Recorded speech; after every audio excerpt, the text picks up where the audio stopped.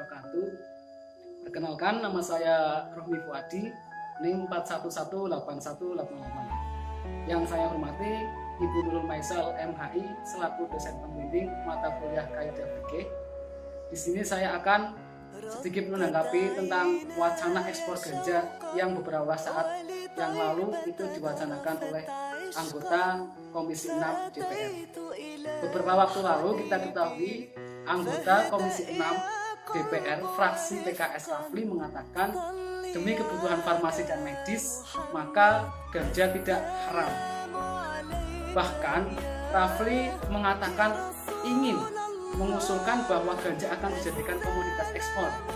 Walaupun pernyataannya ditarik, sontak pernyataannya membuat geger dunia akademik, baik medis maupun pemikiran Islam. Lalu seperti apa menurut kaidah fikih masalah tersebut dan seperti apa dalam hukum Islam? Sebelum menanggapi kaidah fikih yang terkait dengan masalah tersebut, kita bisa mengetahui video berikut untuk menyimak sebenarnya seperti apa berita atau kasus tersebut seperti apa. Kita lihat dulu video berikut. Terima kasih. Ganja merupakan tumbuhan yang menghasilkan kandungan zat adiktif dengan dampak ketergantungan jika dikonsumsi. Indonesia tidak melegalkan penggunaan ganja untuk keperluan medis apapun, bahkan sebelum pengesahan Undang-Undang Narkotika pada tahun 2009. Namun pernyataan mengejutkan datang dari anggota Komisi 6 DPR fraksi PKS. Dirinya mengusulkan Indonesia bisa mengekspor ganja.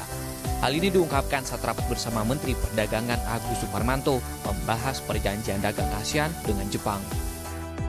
Menurut Rafli, ganja berpotensi ekspor besar mengingat tanah Aceh, daerah yang subur ditanami ganja. Ganja, entah itu untuk kebutuhan farmasi, untuk apa saja, jangan kaku kita kalau dinamis berpikirnya.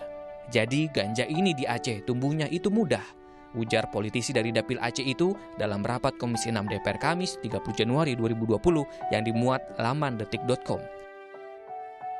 Usulan ekspor ganja politisi PKS di Gedung Wakil Rakyat menuai kritik keras dari fraksi P3. Sekretaris fraksi P3 Ahmad Badawi menjelaskan jika ganja dijadikan komoditas ekspor bertentangan dengan beragam aspek dalam kehidupan masyarakat, terlebih dalam norma agama Islam.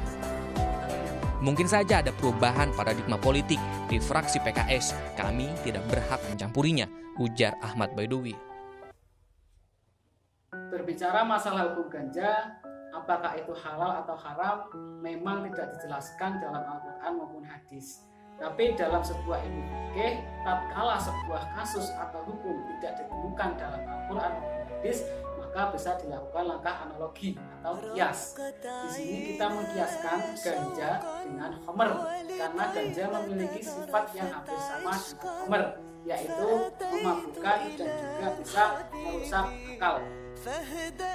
Lalu bagaimana dengan wacana ekspor ganja?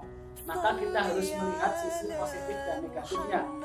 Dalam menentukan suatu hukum, maka kita harus mendahulukan sisi madharat atau menghilangkan madharat lebih diutamakan daripada mengambil manfaat. Dugaan terkait ekspor ganja akan menumbuhkan ekonomi bangsa itu belum tentu. Justru sebaliknya, itu akan bisa menyebabkan perselisihan baik itu ekonomi, politik maupun budaya. Jadi kita harus mengambil kaidah darul mafasidi aula mujadil masoleh, di mana menghilangkan madharat itu lebih diutamakan daripada mengambil manfaat. Lalu bagaimana jika kita dalam keadaan terdesak? Beberapa waktu lalu ada sebuah kasus di mana seorang suami menanam ganja demi pengobatan sang istri. Bagaimana hukumnya? Kita lihat video berikut untuk mengetahui secara rinci seperti apa kasus tersebut. Kisah Fidelis pertama kali diunggah pengguna Facebook Gunawan Masar. Dalam tulisan Gunawan Masar, Fidelis menanam ganja untuk pengobatan istrinya, Yeni Siawati, yang menderita penyakit langka, Syringomyelia. Kepada Kompas TV, kakak Fidelis, Yohana Suyati mengklaim, ganja mampu membuat istri Fidelis lebih baik. Dari susah tidur, jadi nyenyak tidurnya. Dari susah makan, jadi lahap makannya. Dan dari tidak bisa bicara, jadi bisa bicara. Jadi, sudah ada tanda-tanda kesembuhan. Terkait dengan seorang suami yang menanam ganja. tapi bukan untuk dikonsumsi sendiri, melainkan demi pengobatan sang istri. Bagaimana tanggapannya? Maka kita harus melihat sebuah kaidah ad-darurat tubihu al-mazzurat, di mana sesuatu yang dilarang itu diperbolehkan dalam kondisi darurat. Tetapi walaupun diperbolehkan, ada beberapa syarat. Jadi hal tersebut bisa dilakukan jika kita tidak melakukan atau tidak mengonsumsi barang-barang tersebut, kita akan binasa. Baru kaidah tersebut berlaku. Jadi kaidah tersebut berlaku ada beberapa syarat. Yang pertama, darurat itu benar-benar terjadi. Yang kedua, tidak ada hal lain yang bisa dilakukan untuk mencegah madarat atau darurat tersebut. Yang ketiga, itu barang atau darurat yang kita lakukan, barang haram yang kita konsumsi atau sebagainya, itu tidak menzolimi orang lain. Dan yang keempat, bagaimana darurat tersebut memaksa kita untuk melakukan hal yang terlarang, baru itu diperbolehkan atau kaidahnya berlaku. Jadi walaupun diperbolehkan, itu ada beberapa syarat yang tidak boleh berlaku. Ya, mungkin sekian pemaparan dari saya.